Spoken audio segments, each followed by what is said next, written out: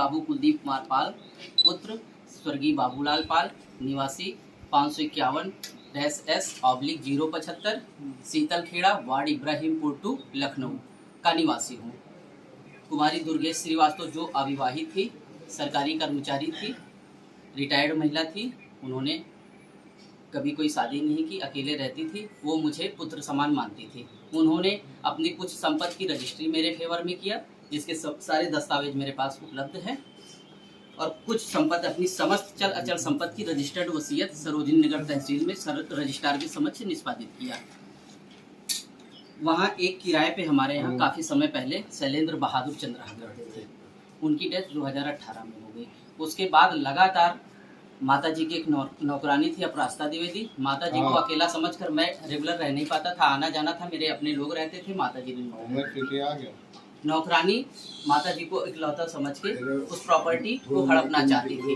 हड़पने की नियत से उसने माता जी के साथ मारपीट किया, हमारे लोगों के साथ मारपीट किया, जिसकी FIR भी 2020 में थाना PGI में रजिस्टर्ड हुई थी, जिसकी प्रतिलिपि मैं आपको उपलब्ध करा दूंगा। उसके बाद पुनः ये 2020 में अपरास्ता द्विवेदी ने शैलेंद्र बहादुर चंद के लड़कों को गोरखपुर से बुलाकर, जो यहाँ कभी नहीं रहते थे, जिनका कोई मतलब नहीं था, ये लोग आए, मारपीट किया, हम लोगों को जबरन बाहर किया, किसी तरह पुलिस को सूचना दी गई, मेरी जान बची। उसके बाद फिर FIR लॉन्च हुई, फिर उसके बाद कार्रवाई नहीं हुई, लगातार इन लोगों का कार्यक्रम जारी रहा कि फिर उसके बाद आए, ये परसों रात में आए, फिर उसके बाद लगातार मतलब हमें डरवाते रहे, धमकाते रहे। फिर 8/8/2028 को माननीय JCP पीयूष मोडिया साहब लैंड ऑर्डर है, उनसे हम मिले। उन्होंने हमारे समस्त ओरिजिनल दस्तावेज मंगाए, हमने उनको सभी दस्तावेज दिखाए। उन्होंने दस्तावेजों का अवलोकन कर तुरंत PGI थाना इंस्पेक्टर को स्ट्रिक्टली फ़ोन किया और टाइट करके मौखिक भी बोला कि अगर इस तरह की वारदात यहाँ हो रही है। उसका पिता CO था, जो लोग कब्जा करने आए हैं उसका पिता CO था, बस वही पुलिसिया और गोरखपुर का नाम ले लेके बार बार कब्जा। तो पीयूष मोडिया साहब ने इसको गंभीरतापूर्वक संज्ञान में लिया और स्ट्रिक्टली तुरंत आदेश किया कि FIR लिखी जाए मेरे दस्तावेजों को देखने के बाद। उसके बाद भी 67-68 की कार्यवाही के लिए अभियोजन से रिपोर्ट भी है, लेकिन आज तक पुलिस ने कोई कार्यवाही नहीं किया। मैं इस मामले में माननीय मुख्यमंत्री जी से व्यक्तिगत मिला, मैं था, और माननीय विधायक प्रतापगढ़ सदर श्री राजकुमार पाल जी थे। महाराज जी ने पूरी पत्रावली का अवलोकन किया और स्ट्रिक्टली अपने स्टाफ को बुला के बोला कि 1 हफ्ते के अंदर इसमें न्याय मिलना चाहिए। किसी प्रकार ने अनसुना किया। लगातार इन लोगों के हौसले बुलंद रहे और हमको कभी फ़ोन से, कभी घर पे आके मारने की धमकी दिया।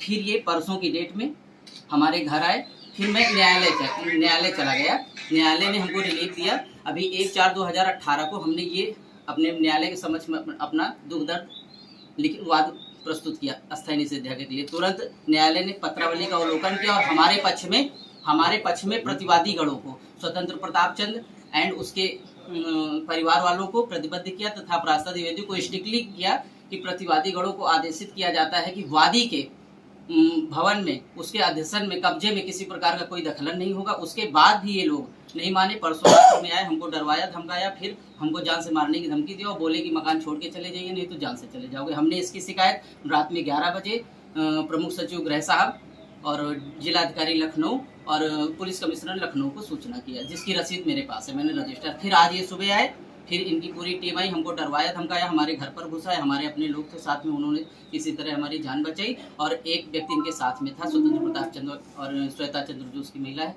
उसने हमारे कान पे असलहा रखा। फिर हमको बाहर करने की कोशिश किया। किसी तरह हम अपने यार दोस्तों को बुलाए, वकील साहब आए, हमारे अपने जो अधिवक्ता थे वो आए, हमको जान बचा के किसी तरह बाहर की। अभी वो लोग अंदर कब्जा करने का पूरा प्रयास कर रहे हैं और हमारे 2 लोगों को भी अंदर किडनैप करके रखा। क्या कारण है? आप कह रहे हैं कि आप मुख्यमंत्री जी से भी मिले हैं और आपको कोर्ट में भी ऑर्डर मिला है, तो क्या कारण है कि आपका साथ नहीं मिल रहा है? और वो इतनी ज्यादा, इतनी उनकी कहते हैं हिम्मत बढ़ गई है कि मैं कहता हूँ अगर कहीं से कुलदीप पाल गलत है तो कुलदीप पाल के खिलाफ कार्रवाई हो जाए, लेकिन अगर वो लोग गलत है तो उनके खिलाफ तुरंत एक्शन लेना चाहिए। और महाराज जी के तो कार्यकाल में अवैध कब्जे खाली कराए जा रहे हैं और ये लोग गोरखपुर से आके पुलिस प्रशासन की तरफ से आपको कोई मदद नहीं? बिल्कुल लापरवाही। आप हमारे दस्तावेज देख लीजिए, अगर कहीं से मैं 1% अगर गलत हूँ तो आप जो कहेंगे वो आज मैं अपना आवाज छोड़ दूंगा, और अगर ये लोग गलत है तो कहीं ना कहीं कार्रवाई। तो आप शासन प्रशासन से क्या मांग कर रहे हैं? मैं शासन प्रशासन से मांग करता हूँ कि मेरी किसी तरह जान माल की सुरक्षा हो, मेरे घर पर हो रहे अवैध कब्जे को रोका जा सके तथा भू माफियाओं, अपराधियों को, जो माननीय मुख्यमंत्री जी का भी नाम बदनाम करने का काम कर रहे हैं, उनका नाम लेके